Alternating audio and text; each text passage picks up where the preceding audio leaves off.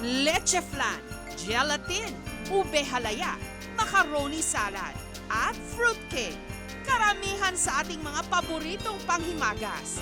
Komplikado lutuin. Maraming sangkap.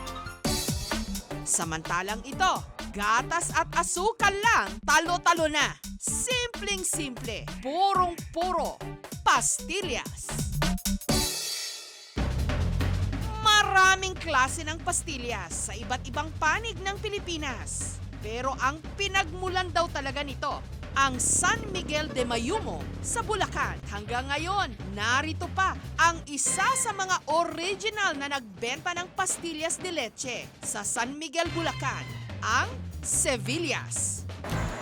Simpleng-simple lang daw ang paggawa nila ng kanilang pastillas de leche. Kaunti lang ang sangkap, gatas ng kalabaw na ibinuhos at ininit sa malakas na apoy hanggang lumapot. Inihulma ng pahaba, pinutol-putol, inirolyo sa asukal at ibinalot sa papel de hapon at bond paper. 1950s pa raw nagsimula ang kanilang paggawaan ng pastillas de leche. Ang kanilang recipe nagmula pa sa kanilang Lola Impiang. Tanda ko, hindi pa ako nag-elementary. Mga 6 years old ako nung mag-umpisang magpastillas yung aking ina. Espesyal daw ang kanilang pastillas dahil magpahanggang ngayon ang gatas na kanilang ginagamit, gatas ng kalabaw. Ang kwento ni Mang Severino, hindi raw talaga plinano ng kanilang pamilya na gawing negosyo ang pagpapastillas. Ang nangyari doon, siyempre para hindi masira yung gatas, iinit mo. Nung iinit, nagtagal-tagal, ang nangyari lumapot ng lumapot, nilagyan ng asukal, naging pastillas. 60 to 120 pesos ang presyo. Depende sa laki at dami. Masarap. Lasang lasa talaga yung gatas ng kalabaw. Sinasabing impluensya ng mga Kastila ang pastillas. Salitang Espanyol kasi ang pastillas de leche na ang ibig sabihin, milk pill. Sa paglipas ng panahon, ang pastillas nag-ibang anyo at nag-ibang klase rin. Nag-level up. Hinaluan na ng marshmallows. Pinagulong sa asukal. Ang patok na patok ngayong pastimalos. Si Mel ang nakaisip ng paandar na ito. At siya ring itinuturing na reyna ng pastillas ng Santa Rosa, Laguna. Halos lahat daw kasi ng paraan para mas pasarapin pa ang pastillas. Nasubukan na niya. Tamang-tama ito ngayong Pasko. Ang flavors, singkulay ng mga parol. May ube, mangga, strawberry, at chocolate. Ang gagawin naman natin ngayon ay ang ating pastimalos. Ang mga sangkap, powdered milk, condensed milk, asukal, at syempre, ang nagbibigay ng panibagong twist sa pastillas, marshmallows. Pinaghalo-halo ang powdered at condensed milk at ang iba't ibang flavor. After a few minutes, ito na yung itsura niya. Pagkatapos, binalutan na ng pastillas ang marshmallows at saka inirolyo sa asukal.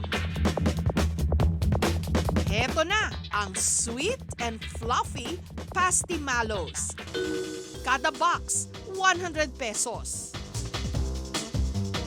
Basta speechless kasi sarap. Ang inspirasyon daw ni Mel sa paggawa ng pastimalos, ang mga nauso noong Graham balls o yung marshmallows na binalot sa dinurog na Graham crackers. Doon sa sa Graham balls, meron 'di bang meron kasing mallows 'yon. Tapos sabi ko, i-try ko kaya sa naisip ko i-try ko sa pastillas. Ayun, okay naman, naman siya, nag-boom naman. Ipinakita rin ni Mel ang iba pa niyang ipinagmamalaking pastillas, katulad ng Coco Pandan Pastillas. Pinaghalo muna ang kinudkod na laman ng nyog at powdered milk. Paghaluin naman natin ang condensed milk at ang ating pandan flavor. Nilagyan ng pandan flavor.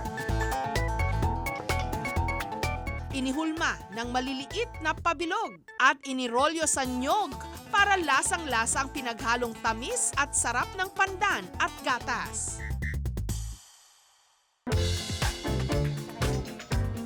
Masarap yung lasa ng pastillas, lalo na nung pandan, tsaka tas sinaluan pa siya ng nyog. Ang isa pang pastillas recipe ni Mel, pinaghalo ang dalawang paboritong panghimagas ng mga Pilipino, ang yema at ang pastillas. Pasti yema. Gamit ang rolling pin, flin natin ang nagawang mixture ng powdered milk at kondensada. Pinahira ng homemade yema. Tinupi ng pahaba at hinati-hati ng pakwadrado. Kada pack ng pasti yema, 100 pesos ang presyo. Naghahalo yung tamis galing sa yema at pastillas. Tamang-tamang pang pasalubong ngayong darating na Kapaskuhan. Sa mga nabibitin, sa mga kutkuting pastillas, siguradong masosolve kayo sa nakaslice, ang cake a la pastillas. Sa paggawa nito, kailangang paghaluin ang powdered milk, condensed milk, at iba pang flavoring.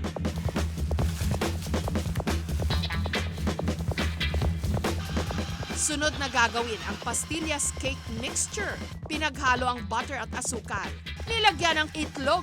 So now, gagawin naman natin, we have to combine our dry ingredients. First, take our flour, then ang kokwa, baking powder at baking soda, and lastly, our salt. Ngayon, i-combine na natin yung dry ingredients natin and yung butter mixture. Pour natin yung milk.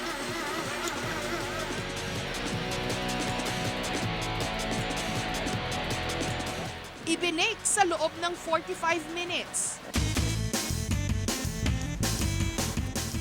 At para mas lumasa ang pastillas, ang fondant nito o yung pinaka-icing, gawa rin sa pastillas. Pinalamutian pa ng pastillas candies.